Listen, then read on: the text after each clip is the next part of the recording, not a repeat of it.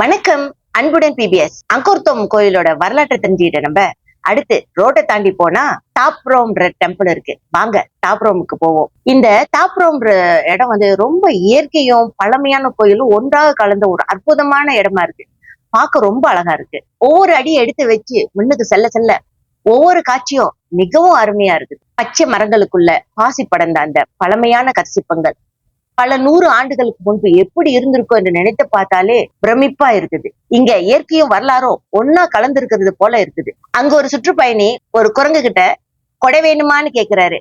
அவரு குரங்குக்கு கொடை கொடுத்த வள்ளலாயிரலான்னு பாக்குறாரு. ஆனா நடக்கல. அவரு அங்கிட்டு போயிட்டாரு, குரங்கு இங்கிட்டு போயிடுச்சு.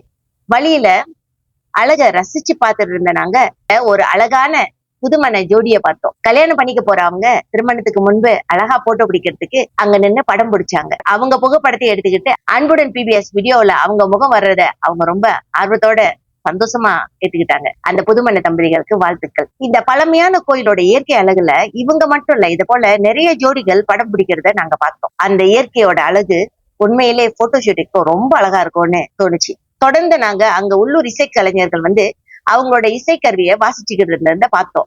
அந்த இசை இந்த இயற்கையான சூழலோட சேர்ந்து கேட்ட போது அது ஒரு வேற அனுபவமாவே இருந்தது. நம்மால முடிந்த அளவுக்கு அந்த கலைஞர்களுக்கு ஆதரவு கொடுப்பதும் அவர்களின் கலையை மதிப்பதும் நல்ல விஷயம். எங்களால முடிஞ்சதை செஞ்சுட்டு தொடர்ந்து நடந்தோம். அடுத்து நடந்த ஒரு சின்ன சம்பவம் எங்களுக்கு மிகவும் பிடிச்சிருந்துச்சு. இங்க உள்ள ஒரு பொறுப்பாளர் ஒரு மரக்கிளையில அழகான ஊஞ்சல் போல பயன்படுத்திக்கிட்டு இருந்தாரு. அவர் எங்களை பார்த்ததை எழுந்து நீங்களும் முயற்சி செஞ்சு பாருங்கன்னு கூப்பிட்டாரு. அந்த ஊஞ்சல் தரையிலிருந்து சுமார் 2 அடி உயரத்துல இருந்தது.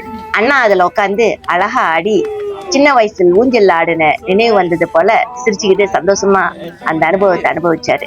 அந்த சிறிய அனுபவம் கூட இந்த பயணத்துல ஒரு அழகான நினைவா மாறிடுச்சு. அவருக்கு நன்றி சொல்லிட்டு ஒரு புகைப்படமும் எடுத்துக்கிட்டோம். இப்படி ஒவ்வொரு இடத்தையும் ரசிச்சுக்கிட்டே நடந்ததால நேரம் போனதே தெரியல.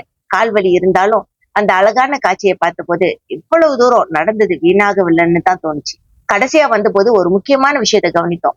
இந்த பழமையான கோயில் இப்போது பாதுகாப்பு மற்றும் புனரமைப்பு பணிகள்ல இருக்கு. இந்த பணிகள்ல இந்தியாவின் உதவியோட கம்போடியாவின் பழமையான பாரம்பரியத்தை பாதுகாக்கும் முயற்சிகள் நடைபெற்று வருகின்றன. அதுக்கு அங்க இருந்த போட்டை பார்த்து பாக்குறப்ப சந்தோஷமா இருந்துச்சு. இந்து தர்மம் வளர்றதுல இந்தியாவோட பங்கு எவ்வளவு இருக்கிறத நினைச்சு கொஞ்சம் பெருமிதமாவே இருந்துச்சு. இன்றைய நடைப்பயணத்துல இயற்கையை ரசிச்சோம், பழமையான கோயில்களை பார்த்தோம், உள்ளூர் இசையை ரசிச்சோம், புதிய மனிதர்களை சந்திச்சோம், ஒரு சின்ன ஊஞ்சல் அனுபவத்தையும் பெற்றோம். கால்வலி இருந்தாலும் இந்த பயணம் நிச்சயமாக மறக்க முடியாத ஒரு அனுபவம். இந்த வீடியோ உங்களுக்கு பிடிச்சிருந்தா மறக்காம லைக் பண்ணுங்க, ஷேர் பண்ணுங்க, கமெண்ட் பண்ணுங்க, ஃபாலோ பண்ண மறந்துடாதீங்க. மீண்டும் ஒரு அழகான பயணத்துல சந்திப்போம். நன்றி. பாய். அன்புடன் பிபிஎஸ்.